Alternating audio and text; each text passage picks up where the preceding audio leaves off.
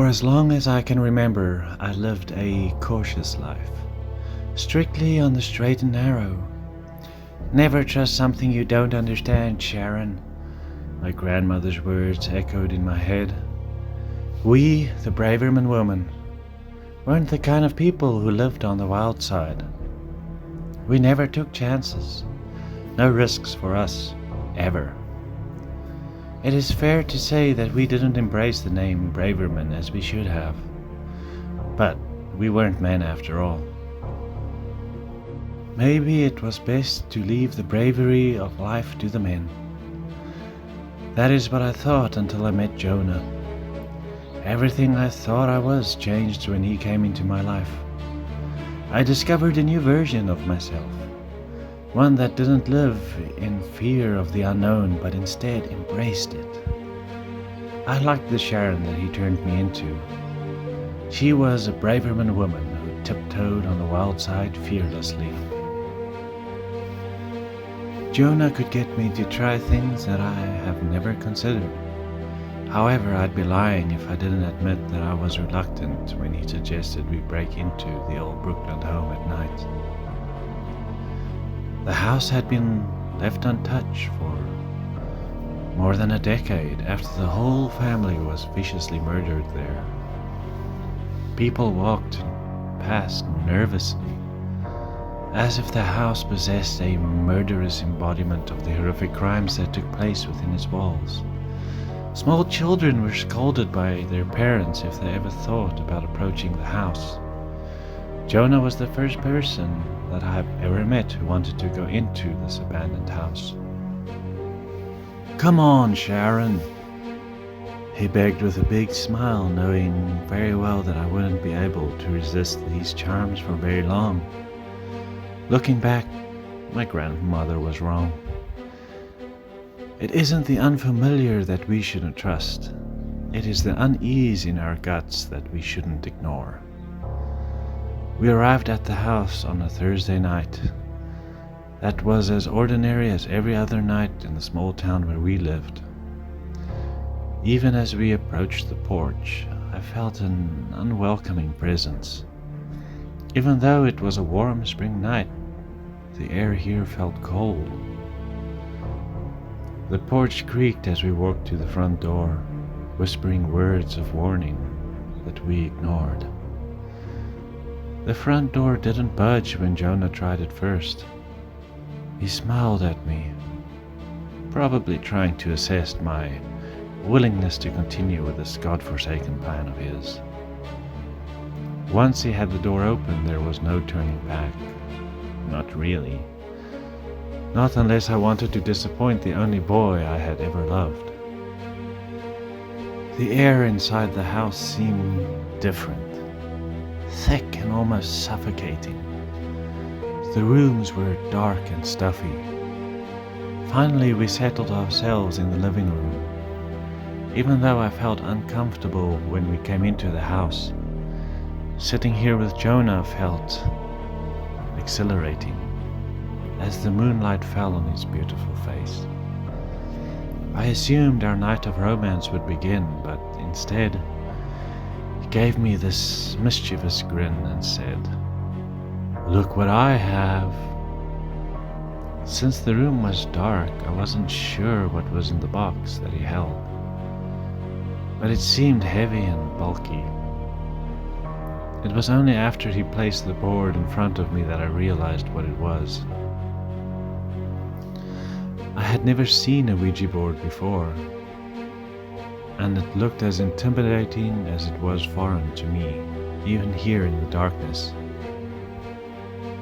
Even though I'd like to think that the new Shannon was brave and bold, this was way beyond my comfort zone. As I began protesting, Jonah soothed me, trying his best to charm me into this madness of his plan. Every grain in my body fought against all of it. It was creepy enough being in a house where innocent people had been bludgeoned to death. But now, summoning spirits too? I wasn't sure if I was cut out for any of it. Looking at Jonah, I wanted to protest, get up and walk out, never looking back. But I couldn't get myself to move. My feelings for him had weakened and possessed me, causing me to ignore the voices screaming for me to get out. The wood felt smooth and cool under my fingers. The room was silent except for the sounds of the candles burning festively and my beating heart. I felt sweaty and nauseous, but I closed my eyes and told myself that it would be all over soon. When the planchette started moving, I thought Jonah was behind it. I smiled at him, but he remained so focused on the board that I wondered whether it could be the presence of something else. Something here, in the room, with us. The planchette moved swiftly from letter to letter as it spelled out M-U-R-D-E-R.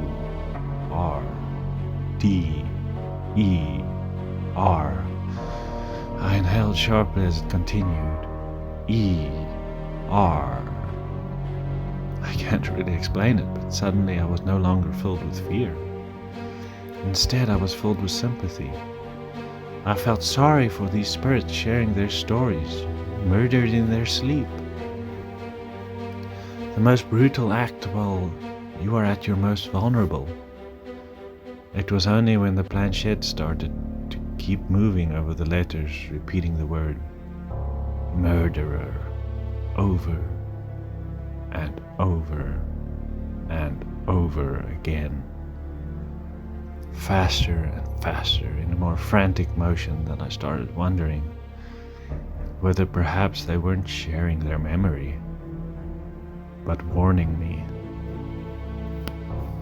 Could the Ouija board be part of his ritual, I wondered, feeling my fingers shiver over the planchette. When I looked up at Jonah, my suspicions were confirmed. He looked at me in a way that he had never done before. The handsome, lovely boy that I had fallen so hard for was consumed by a cruel and sadistic animal. I wish I could say that I was smart enough to escape the madman that had lured me here. But that would yet be another lie.